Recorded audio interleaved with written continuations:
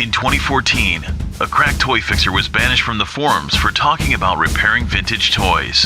Undeterred, this man promptly set up his own YouTube channel located in the Somerset Underground. Today, still wanted by hardcore Star Wars collectors, he survives as a maverick toy restorer. If you have a problem, if no one else can help, and if you can find him, maybe toy-polloi can help you. Welcome to toy-polloi. Hello and welcome to another video from toy-polloi. Now, I've been seeing on a lot of forums discussions about vintage Star Wars figures getting mould on them. I've also seen this on some of the Masters of the Universe forums as well, and I've been trying to track down figures that suffer from this mould problem for a long time, and I finally have a couple here in my collection that do have this issue. Now, if we take a look here, you can see this is a vintage R2-D2 who's started to get spots on his legs. You can see there's quite a lot of them all over the legs on this guy, but not on the harder plastic of the body. I also have an Obi-Wan Kenobi here. Again, if you look at his legs, you can see there are these little dark patches forming in sort of various points all over his legs, and also on one, well, actually on both of the arms there, but again not on the hard plastic. Now, I've heard people refer to this as mould spots, but I have a feeling it is not actually a mould that's causing this. I think it's just plastic degradation. The same way that some figures go yellow over age, these figures just tend to get spots on them. So I think it is just the plastic degrading in a different way, because this only seems to affect figures made in certain areas. Now, these two figures came from Canada. I actually traded them with Kev's Toy Shelf on Instagram because I saw he had them, and it's something I had been trying to search for. But all of the figures I have here, which mostly come from the UK, I've never seen this on a UK figure. So it may be that this is dependent on which factory the figures come from. But what I want to do today is actually have a go and see if it's possible to remove these using some techniques that I've used before for de-yellowing figures. So the first thing we're going to try on both of these is to put it into some hydrogen peroxide and just see what happens. Now, these are both junker figures, so I'm not really worried if things go wrong with them, and I specifically got them to do these tests. So let's have a go and see what happens. Here we have the two figures. As you can see, I've actually just taken R2-D2 apart just to get his legs out, and you can actually see a bit clearer now the sort of amount of spots that there are on this leg here. And I'm only going to put one of these legs in. We'll keep one as a control and we'll see what happens to the other one. So we have two legs. Both of them look pretty similar at the moment. They've actually both got little red stains on them as well. You can see this leg has a little red stain on the top there, and there's a couple down here on the bottom. So we're just going to use this leg as the sort of one that we'll treat, and this leg will be the control. I'm going to leave this to one side. So for the R2-D2 leg, I've got a glass jar here. I'm going to drop that into the bottom of the glass jar, and I'm going to add some 6% hydrogen peroxide. Now, this is stuff that I've used before. You can reuse hydrogen peroxide, so every time I finish using it, I put it back in the jar and I will use it another time. So we just need to put in enough to cover that leg. So about that much, and then I'm going to put that into some strong sunshine. It's the summer here in the UK, so at the moment we do actually have some quite good sun, and I'll leave that for a couple of days and we'll see what happens to it, and we can compare it to this leg and see if it's made any difference. Now, for Obi-Wan Kenobi, I'm going to do something different, so let's get him set up as well. So for the Obi-Wan Kenobi, he's got it mainly on his legs. I'm going to try and avoid doing his arms at the moment because we're going to use that as the control. You can see the spots there are on his arms and the ones on his legs. Now I'm going to put him on a bit of cling film, as you can see here, and I'm going to liberally coat him in some, this is, well, cream peroxide. So it's the same sort of stuff that's there, but this is much stronger. This is 30% peroxide, so it should work a bit quicker. And I'm just going to sort of liberally coat his legs with the cream peroxide and then wrap it in the cling film so that it doesn't dry out too much, and we'll see what that does. So there's a good amount of peroxide on there. I've got a cotton bud here so I can sort of nicely spread it around without getting too messy.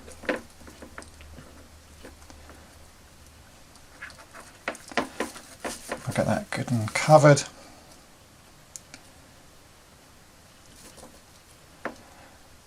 Like so.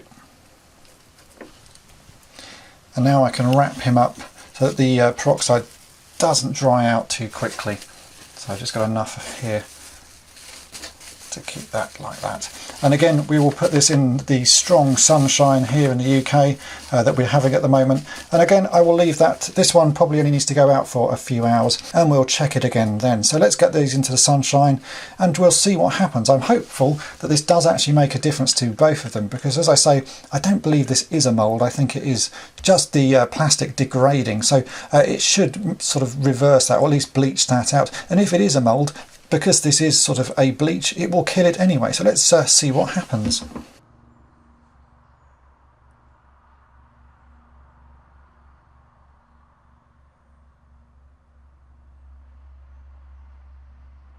Well, it's been a couple of days and I've had some interesting results. First of all, I'm going to show you a failure, which is sometimes what happens when I do these tests on trying to work out things, and that is the Obi-Wan Kenobi figures. You can see here, this is Obi-Wan after 2 days of using the 20% hydrogen peroxide on his legs, and you can see it's made quite a mess of them. They've gone a sort of more light bluey grey colour, and the dots, or the sort of little mould spots, have actually gone very white. And that's, I find, quite interesting, because that sort of does tend to suggest that this isn't mould, this is plastic degradation, because the hydrogen peroxide is bleaching the plastic, and it's just bleached the bits more sort of more viciously, or more sort of strongly, where the supposed mould spots are. And I just think that tends to show that these are errors in the plastic, or the fact the plastic wasn't mixed properly or sort of fully, and that's the sort of pattern we're getting. Because if you look at his arm, you can still see the dark patches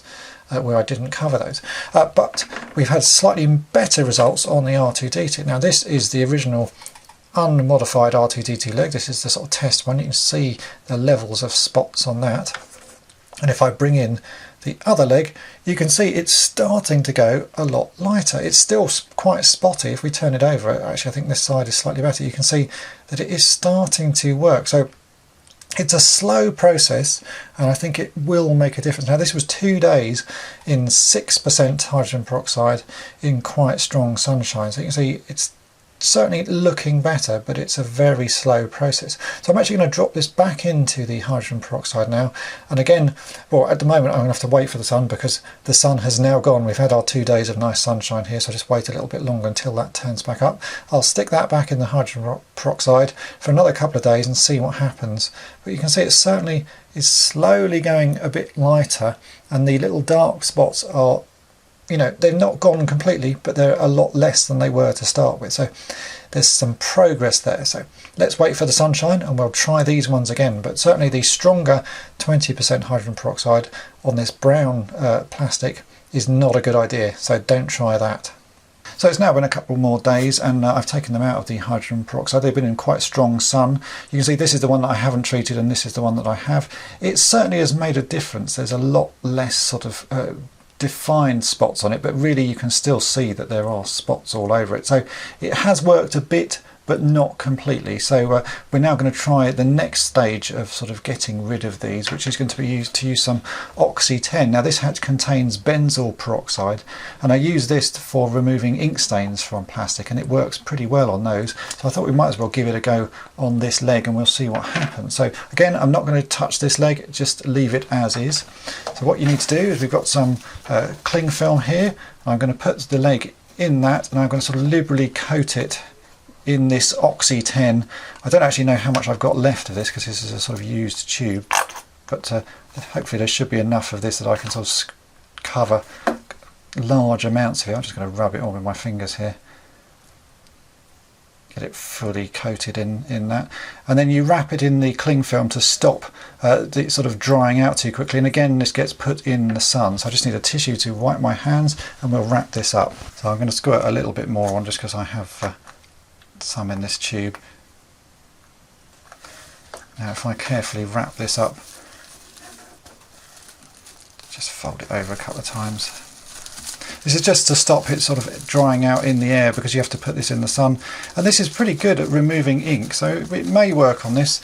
Hard to tell at the moment, but it's certainly worth a try. So let's go and put this one in the sun, and we'll leave it for a day or so, and we'll see what happens.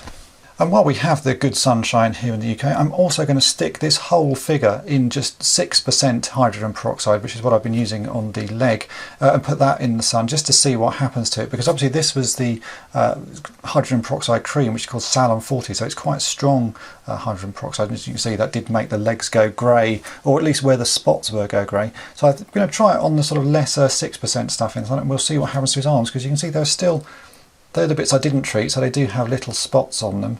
Just interested to see what happens, as this figure is already sort of damaged, no harm lost in trying this. So we'll put that in the normal 6% solution that I would use, and we'll come back to that in a few days as well.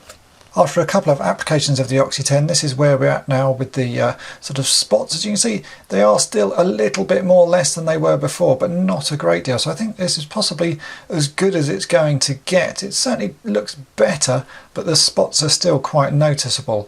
So if anyone has any suggestions or other sort of ideas on what I can use or have a go with, then do drop me a line, because it's certainly something I'd be interested to see if there was a sort of more impressive result than this. That looks better, but it's still not perfect. And we can also take a look at Obi-Wan Kenobi, because as I said, I put him in the 6% for a few days, and this is, again, it's been a quite interesting result. The trousers are still just as they were, with the spots have gone a lot whiter and the rest of the trousers have gone a bit grey. But now if we look at the arms, you can see it's just the spots have gone very white. The arms have gone a little bit grey. So I certainly think this is down to the plastic that's been used rather than a mould sort of affecting the figures. I think this is down to the plastic is going to be slightly different in these legs than has been used in other factories. Now, earlier in the video I've said that I've been using 30% hydrogen peroxide. I think during the video I've actually called it 20% and 40%, but it is 30% volume hydrogen peroxide cream. So sorry for the slight mistakes. I do film these things live and sometimes I say things wrong when I'm doing it.